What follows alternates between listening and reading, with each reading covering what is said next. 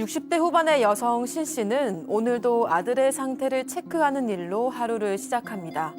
잔병 치레조차 하지 않았던 외아들은 2년 전 식물 인간이 되어버렸습니다.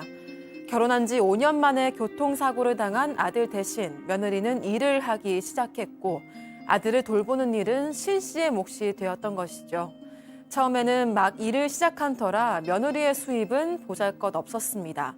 결국 아들의 병원비조차 신 씨가 부담할 수밖에 없었는데요. 중간에 아들 앞으로 보험금이 나왔지만 그 돈 역시 고스란히 아들의 간병에 쓰였습니다. 그런데 벌써 2년이 지났는데 며느리의 발길도 뜸해지고 심지어 이제는 간병비조차 제대로 내놓지 않는 며느리가 괘씸해지기 시작했습니다. 며느리가 아들과의 이혼을 원한다는 말도 들려왔습니다. 며느리를 상대로 그동안 썼던 아들의 병원비와 간병비 등을 받아내고 싶다는 신 씨, 과연 가능할까요? 자, 지금 소개한 사연 한 언론에 나온 사례를 저희가 조금 각색을 했습니다. 자, 백 아나운서, 이 60대 어머니가 식물인간 상태가 된 이 30대 아들 병수발을 들고 있다는 건데, 이거 참 앞서 사건도 그렇고 이것도 참 너무 안타까운데요. 네, 정말 너무 안타까운 상황입니다. 아들과 며느리는 사고가 나기 5년 전에 결혼을 했는데 작은 식당을 운영했었다고 합니다. 그러다 사고가 난 건데요.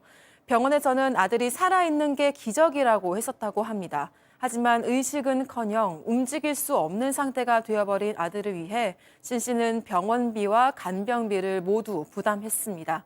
이런 상황에서 최근 며느리가 뭔가 변해버린 걸 느낀 건데요. 더 이상 참을 수가 없는 신 씨는 며느리에게 그동안 자신이 낸 아들의 간병비를 청구할 수 있을지 궁금하다고 합니다. 별별 상담소에서 알려주세요. 예.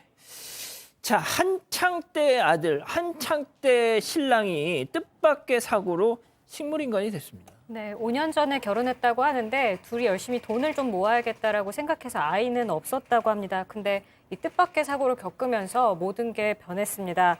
아들 같은 경우는 지금 두개골 골절 그리고 뇌출혈 등의 상해를 입어서 큰 수술을 무려 4번이나 받았습니다. 의식이 돌아올 줄 알았는데요. 돌아오지 않았고 예. 온몸에 심지어 마비 증상이 오면서 계속적으로 누군가 돌봐줘야 되는 아유. 상황이 됐습니다. 그렇군요.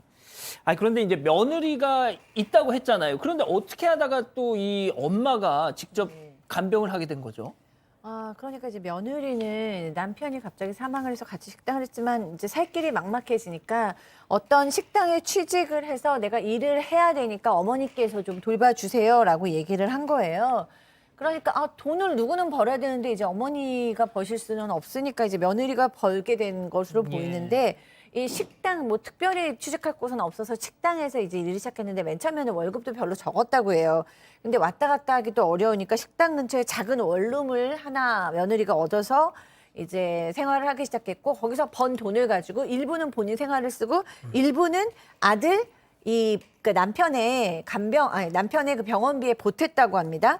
근데 시간이 이제 2년이 흐른 거예요. 그러면서 이 어머니가 가지고 있던 돈 2억을 다 생활비하고 병원비하고 간병인비로 쓰게 된 거죠. 그런데 2년이 지나고 나서 이제 슬슬 돈은 더 필요한데 뭔가 며느리한테 돈은 충분하게 오지 않고 아하. 이런 상황이 돼서 어머니는 지금 아들의 간병에 혼자서 애쓰시고 계시면서 있던 돈도 다 쓰고 있는 상황입니다. 자, 그렇다면 어머니는 이미 네. 며느리한테 조금 내가 이 아들 간병이나 이런 거에 들어가는 돈을 좀 받아내야겠다 이런 생각인가 봐요. 이 어머니도 상당히 고민이 많았는데 며느리가 일이 바쁘다면서 어느 순간부터 좀 찾아오지 않고 정기적으로 보내던 돈도 안 보내기 시작했다고 합니다. 근데 그때 좀 충격적인 얘기를 듣는데 예. 이 같이 알고 있는 지인에게서 며느리가 아들과 이혼을 좀 하고 싶어 한다라는 얘기를 건너서 들은 거예요. 그래서 고민을 많이 하셨다고 해요. 한편으로는 이 친구도 참 안 됐다. 며느리도 참 안 됐다. 젊은데라고 생각을 했지만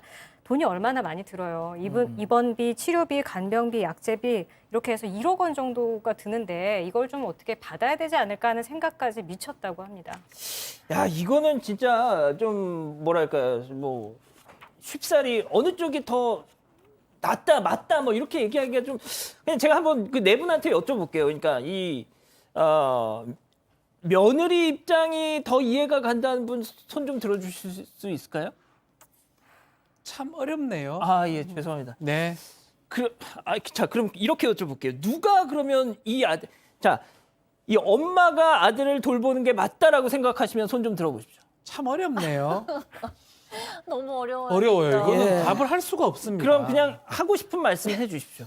같이 해야죠. 같이 해야죠. 같이 해야죠. 네, 이걸 뭐 아니, 그러니까 어떻게 그렇게- 구별합니까? 아니 근데 그게 맞긴 한데 그럴 수가 없으니까 지금 이런 갈등이 생긴 거예요. 결국에는 며느리가 지금은 가장 더 가까운 가족이었으니까 며느리가 하는 게 맞는 것 같은데 제 생각에는 시간이 지나면 엄마가 하게 되는 것 같아요.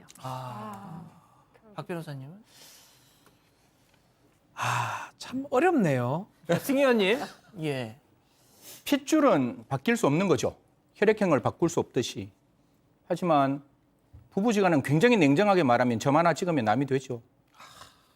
이 순간에 며느리에게 이 아들의 전적인 치료를 다 감당하게 한다는 거는 저는 조금 아니지 않느냐. 같이 분명히 해야 되는 것이고 만약에 정말 제가 시아버지라면 며느리가 다른 이유 없이 이혼하겠다라고 이야기했을 때 과연 그게 며느리에게 전적으로 잘못했다라고 우리가 이야기할 수 있을까라는 생각은 마음속에 좀 들고 있습니다. 예.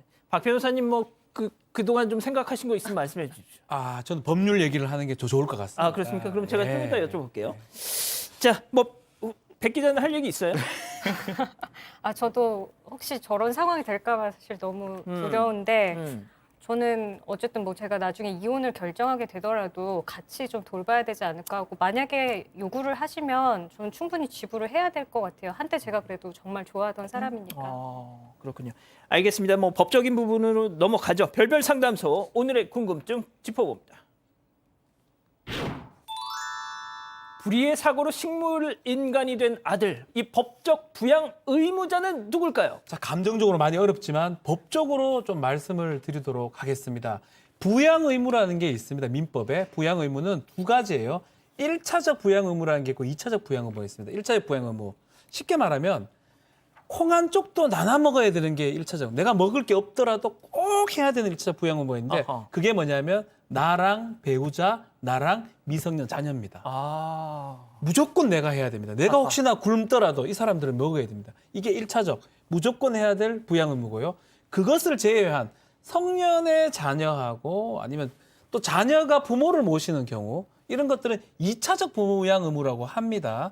2차적 부양 의무는 내가 먹는 거를 다 먹고 남는 게 있을 때 부양할 수 있는 의무가 생기는 겁니다. 그래서 그 차이가 있다고 우리가 놓고 본다면 여기서 지금 이 남편하고 이 아내, 배우자잖아요. 예. 1차적 부양 의무를 지금 지고 있는 상황이고요. 며느리 입장에서는. 예. 어머니 같은 경우는 성년 자녀입니다. 2차적 부양 의무를 지고 있는 아하. 상황이에요. 법적으로 봤을 때는. 예. 그렇기 때문에 며느리가 1차적으로 부담을 해야 되고요. 그 후에 2차적으로 부담하는 거는 어머니가 되는 겁니다. 그래서 제가 참 어렵다고 얘기한 게 법적으로 보면 좀 매정해 보이긴 해요. 뭐 그 이혼을 하게 되면 완전 달라질 수는 있겠죠. 예. 이혼의 결정은 며느리가 직접 할 수 있는 거고요. 그러다 보니까 법적으로만 따져보면 1차는 며느리, 아내, 2차는 시어머니, 그러니까 어머니 이렇게 보면 될 것 같습니다. 승희 의원님, 이 실제 이와 비슷한 사례가 1심, 2심 대법원까지 간 게 있었어요. 네네, 맞습니다. 1심과 2심은 지금 우리가 갖고 있는 일반적인 감정하고 똑같았어요. 그러니까 부부지간은 콩 한 쪽 나누어 먹어야 되는 거고 정말 죄송합니다. 어머님, 아버님한테는 내가 콩 한 쪽이 남아있을 때 어머니한테 줄 수 있는 관계. 그러니까 부부 관계가 훨씬 더 가깝다는 거예요. 가까운데 우리 1심과 2심은 똑같다. 그러니까 어머니가 아들을 돌보는 것 그 며느리에게 구상금 청구할 수 없다라고 했지만 대법원은 법률적 판단을 했습니다. 이거 원칙적으로 부부가 더 가까우니까 가까운 부부가 해야 될 부양 의무를 즉 돌봄을 어머니가 해줬으니 그 며느리는 어머니에게 일정 부분 치료비를 지급해야 한다. 이렇게 이야기했습니다. 그렇군요. 자, 박 변호사님, 네. 그러면은 지금 이 며느리가 뭐가 됐든 지금 식물인간이 된 신랑과 이혼을 원한다 이런 뜻을 밝혔다잖아요. 이거 네. 이혼할 수 있습니까? 자, 이혼을 하려면 협의 이혼을 하거나 재판상 이혼을 하는 게 우리나라에서 두 가지만 가능합니다.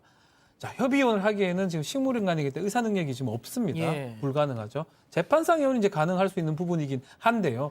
재판상 이혼을 하려면 이혼 사유가 있어야 돼요. 우리 민법 6가지를 규정하고 있는데 마지막 6번째가 기타 혼인을 지속할 수 없는 중대한 사유.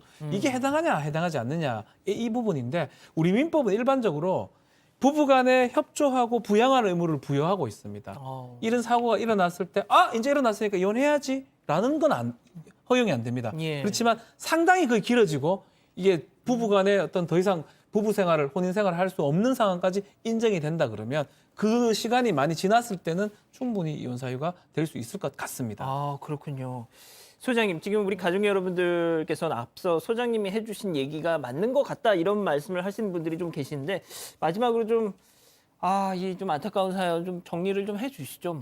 네, 뭐 정리를 제가 할 수는 없고 너무 어려운 사연이라서. 근데 저는 이번 사연을 보면서 그래서 결국에는 부부가 된다는 건 사랑이 전제돼야겠구나. 그러니까 좋은 일만 있을 수도 있지만 사실은 그 식물인간이 되지 않은 남편이 돈을 많이 벌려면은 부인이 같이 재산을 나누지 부모님한테 다 드리지는 예. 않잖아요. 그러니까 사실은 배우자는 그만큼 행복도 나누지만 불행도 나누겠다는 걸 전제로 하는 것 같아요. 그래서 사랑이 전제가 되지 않으면 어려움을 나누기는 참 어렵겠구나라는 예. 근본적인 생각을 하면서 들었습니다. 그렇군요. 알겠습니다. 별별 상담소 이렇게 정리하고요.